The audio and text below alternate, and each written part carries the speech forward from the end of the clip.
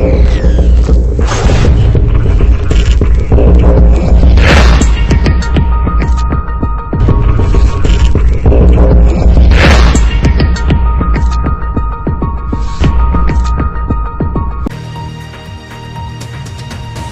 is Invada News with your local news anchor, Robin Dolphin. Today we're taking a detailed preview over the country, Italy, in which has a rich history to its wonderful pasta creations. Let's get started by taking a look at their population rates. Not too many people in the country compared to the USA, but their infant mortality rate is lower than the USA's infant mortality rate, maybe more due to their population scale. Higher life expectancy in that country compared to the USA's cheeseburger lovers. Well, not a surprise, but their literacy rate is near our literacy rate at an outstanding 96.2%.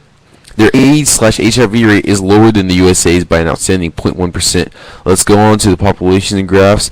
Italy in 1950 had a low population of 45,884,000, but while in 2000 had a huge population jump to 56,989,000, and now in 2050 56,160,000 people, maybe more due to the Italy's going into stage 5 population growth. Currently, Italy's population is at stage 4, and soon, let's take a look at their vast lands at a booming area of 301,340 square kilometers, and it's maybe slightly larger than Arizona.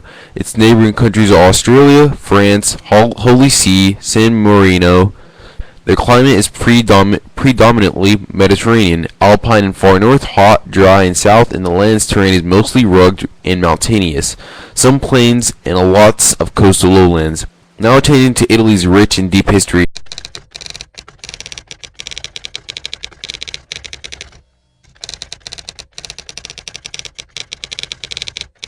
In 1940, Italy joined World War II, but at the time, it was not equipped to fight such a major engagement. Mussolini became increasingly dependent on Germany for military and economic support. Continued Italian losses undermined Mussolini's legitimacy, and he was forced out of office in the Italian coup of July 1943. But then, in June 4th, 1943, of Rome in World War II took place on several occasions in 1943 and 1944, primarily by Allied and to a smaller degree by Axis aircraft. Before the city was freed from Axis occupation by the Allies on June 4th, 1944, Pope Pius XII was initially unsuccessful in attempting to have Rome declared an open city. Through negotiations with President Roosevelt via Cardinal Francis Spellman, Rome was eventually declared an open city on August 14, 1943, a day after the last Allied bombing by the defending forces. As you see, the aftermath of the war in 1948, Italy was virtually in ruins by the war, but the Allied power stepped in to provide supplies, and the nation began to reestablish and rebuild itself. The monarchy was abolished by popular referendum in 1946, and a new Italian constitution was adopted in 1948. Then finally, in 1996, Romano Prodi, leader of the Center-Leaf Olive Tree Alliance, formed the country's 55th government since the end of World War II. Prodi, however, lost the vote of confidence in October 1998. After failing to form a new government, he was succeeded as a prime minister by Massimo D'Alema, head of the Democrats of the Left, the former Communist Party. Now, that was a fierce history. Now let's move on to the current government of Italy.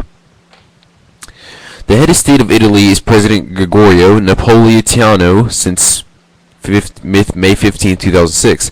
The head of government, Prime Minister Mario Monti, since November 16, 2011. Legislative body is the Republic. Now let's take a valid look at the economics of Italy, which seems to be more acquainted with the service industry, meaning it has a more developed quota of people. Also, the per capita GDP is at 30,100 per person, which prices vary there compared to the US, meaning it can almost stretch to the average pay grade of a normal US citizen. Now let's take a look at the vivid culture of Italy, which the main language is Italian, and the other languages are French, German, and Slovene. It was in Italy that Catholic theology first developed, and the Pope, who is the official head of the Catholic religion, resides in the Vatican City in Italy. About 80% of people in Italy identifies themselves as followers of the Catholic religion.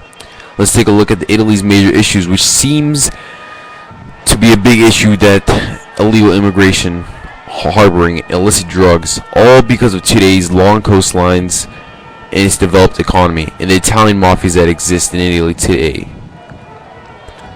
With all that debriefing of the amazing European country, Italy, I thank you for tuning in on our news channel and hope to see you next time on Envato News. Thank you for tuning in.